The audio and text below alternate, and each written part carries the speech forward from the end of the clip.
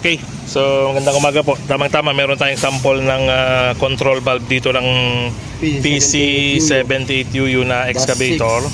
So, pa-explain natin kay Kuya Miguel kung ano ba ang gamit ng control valve. So, Kuya Miguel, pwede ba tayong humingi ng information ano ba ang trabaho ng control valve? Ang trabaho ng control valve, gagamitin sa boom up, boom down, swing, arms, bucket, yun, forward, travel, rebels.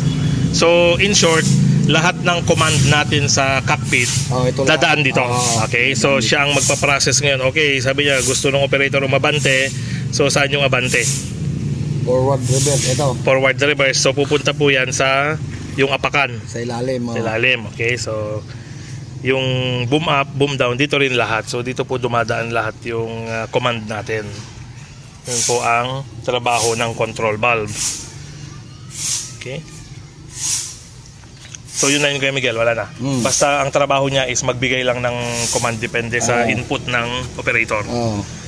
Okay. So ngayon, ang nagiging challenge lang dito, kung kailangan mo mag-repair ng isa, ibababa mo lahat? Oo. Ayun, tuhog yung tornilyo niyan, tuhog. So for whatever reason, hindi po natin alam bakit ganoon ang design. Pero normally kuya, leak lang naman ang lumalabas dito, no? Dito leak. So pag leak dito, tanggal lang tong mga kwan na to. Bababu yan, tanggalin lahat ng hose.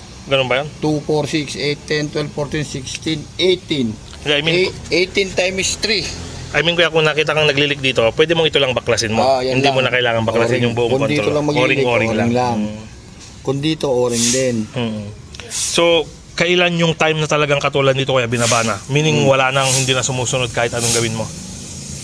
Hindi, gumagana yan. Kaya lang, may gumawang iba, nawawala yung pyesa. So, kailangan baklasin lahat para hanapin kung saan yung problema. Nahanapan ko nga dito. Dito ang nawawala kamo yung return valve. Return valve. Kaya anong effect nun? Walang? Ayaw magsabay. Magsabay na umabante o umatras? Hindi. Mag-boom up ka, mag-swing ka, ayaw. I-boom up mo lang, hindi ka makakapag-swing. Lumulusot. Okay. Nawawala yung return valve niya. Okay.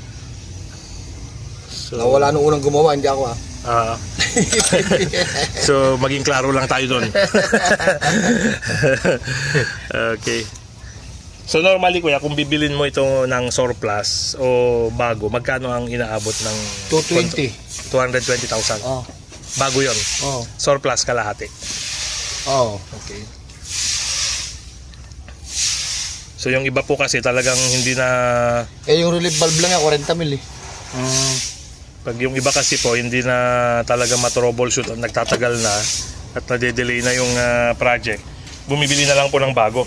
And then saka na lang po hahanapin to. Magiging spare parts na lang to.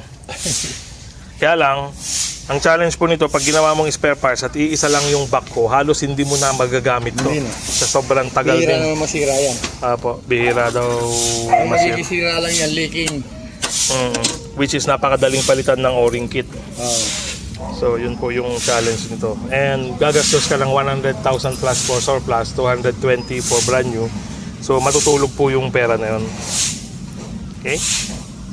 So ito po yung mga ginagawang wag po nating ipagawa sa hindi masyadong eksperto, kasi imbes na makatulong baka makasama pa po siya.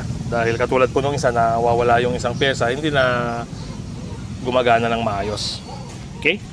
So yan po ang ating usaping control valve sa excavator or backhoe. Backhoe lang ba ang may control valve o pison lahat? Malalaki meron din? Kaya lang singgi-singgilan lang yun, double ganun. Kumbaga, kung ang command mo is forward reverse, may sarili siyang control valve. So hindi katulad ng backhoe na talagang pinag-isa. Halos lahat ng backhoe kuya ganito? Hindi, meron yung manual kamo na manual type kamo. Apat yun, magkakahiwalay naman. Ito kasi electronic, pinagsama-sama na. Para sa akin mas maganda yun, no? So kaya pala mas maraming may gusto pa rin ng manual, kasi mas madali pagdating sa maintenance. Mabagal lang. Mabagal yung backhoe. Okay. Sa bagay sa backhoe, iba yung bilis ng electronic. Okay. Pero pag nagloko, yun naman, mas mahirap i-troubleshoot, mas mahal i-troubleshoot. pero reliability wise, Mura lang yung 315 ba natin yan? Yung sa Tiage. 315, 215. Ay, Yun. 135 ano? 135. Oo. Naparala sa Tiage, may kinalabit lang ako, gumalaw na. Kaya lang, sensor. Yun po, yun ang nagiging challenge ngayon, lalo na sa probinsya. Walang mga specialized gamit. So, marami nang naibaba sa mechanical. Akala mechanical, yung pala may natanggal lang na sensor, kaya ayaw gumana. So, yun po yung challenge ng electronic. Okay? So, sana po... Saan pa kayo kamo na nabulod na yung sensor eh, bago ba kami bomba? So, sana po may natutunan tayo ulit dito sa usaping control valve. Salamat po.